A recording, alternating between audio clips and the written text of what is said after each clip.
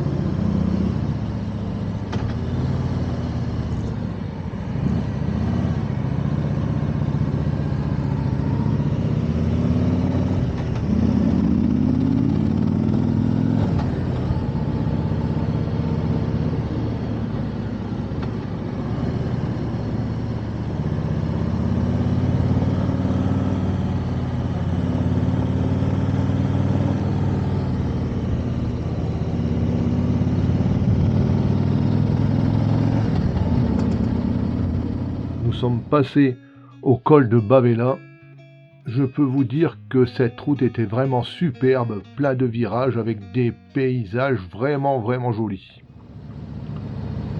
Nous sommes ensuite redescendus vers Bonifacio.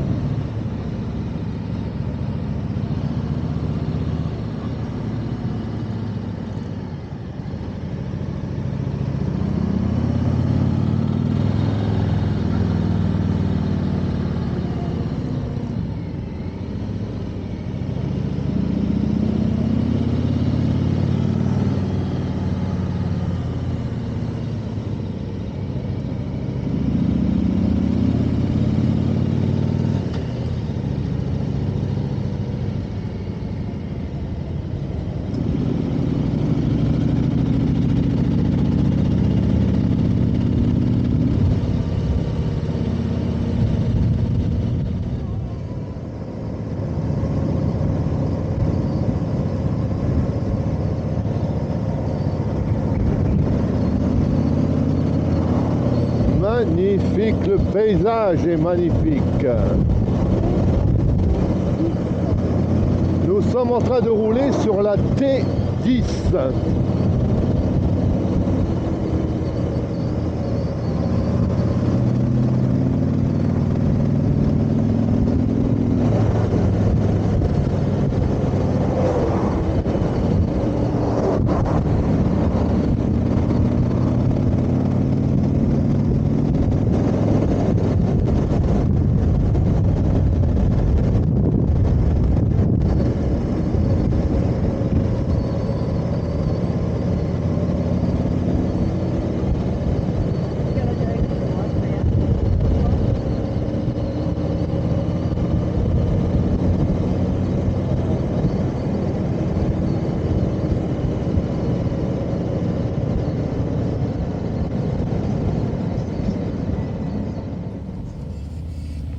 Nous sommes arrêtés sur le port pour prendre notre repas et ensuite nous sommes embarqués pour faire une petite balade en mer afin de découvrir ces magnifiques falaises de Bonifacio.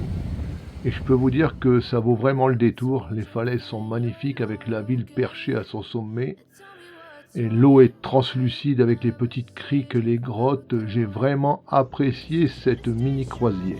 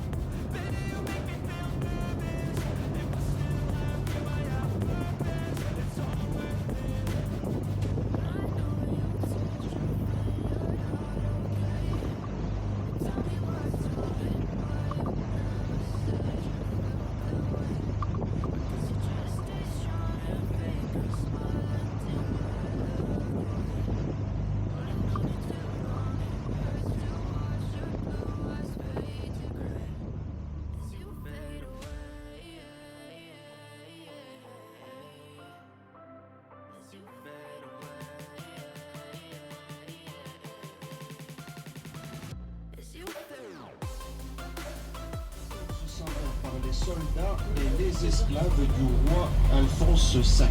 Il était d'ailleurs roi d'Espagne et de Sardaigne. Voilà, d'ailleurs, il a fait une petite légende.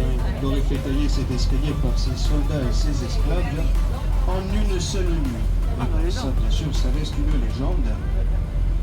Une chose est sûre, c'était pas des Corses. Ils n'avaient même pas attaqué la partie administrative.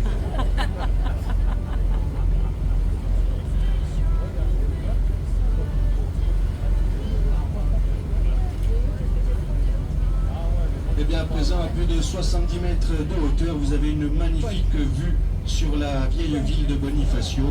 Alors, toutes les maisons que vous pouvez apercevoir sont habitées de nos jours, car la haute ville est là-haut un quartier très prisé par les Bonifaciens, où plus de 70% de la population y réside. Alors Bonifacio est une sous-commune.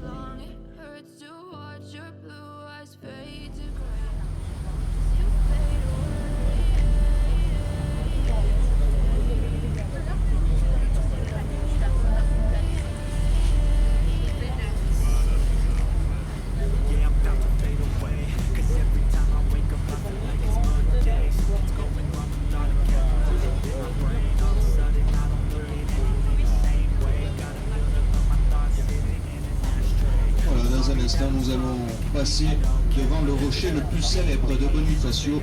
C'est d'ailleurs un symbole pour la ville, le fameux grain de sable. Vous allez voir cet énorme rocher, sa hauteur est de 25 mètres. La petite particularité à ce rocher, c'est qu'il est complètement détaché de la falaise. Alors, je vous dis que c'est un symbole pour la ville, vous le retrouverez sur pratiquement toutes les cartes postales à Bonifacio.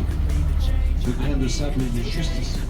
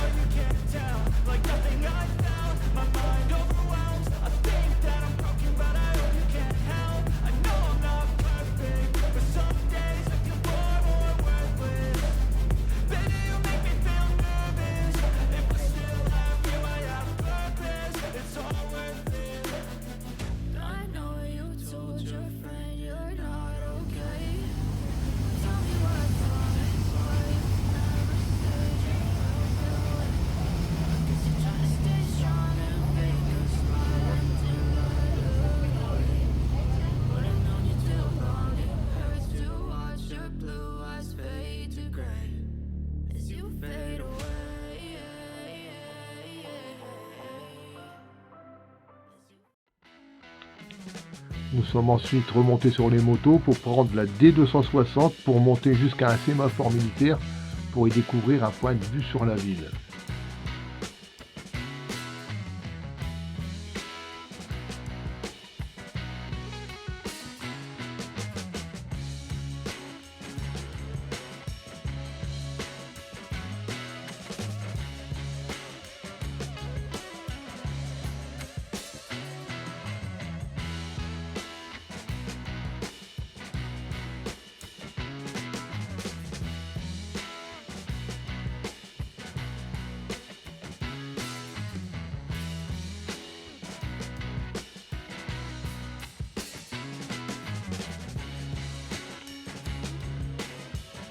De là, nous sommes redescendus tout doucement vers Bonifacio pour arriver à notre hôtel.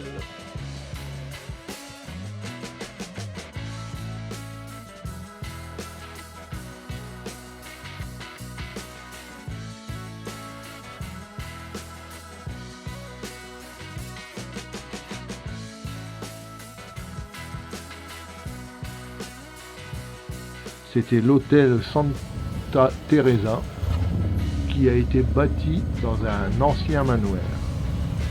De cet hôtel, nous avions également une jolie vue sur la côte et une très jolie vue sur la baie. Notre ami David nous avait encore une fois gâtés pour le choix de ce logement.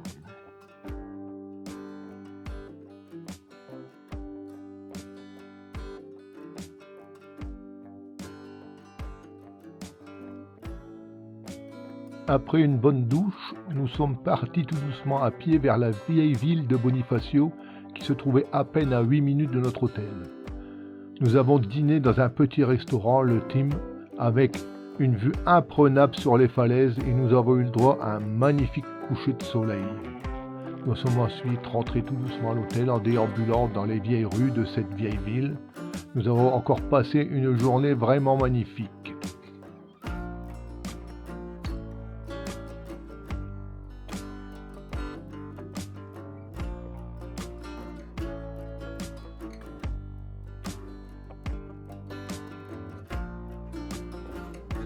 J'espère que ce 8e épisode de notre road trip moto en Corse vous a plu. Si c'est le cas, n'oubliez pas de mettre un petit pouce. Et je vous dis à toutes et à tous à bientôt pour un futur épisode de notre voyage en Corse. Et je vous fais à toutes et à tous un gros vémotard du nord de la France. À bientôt.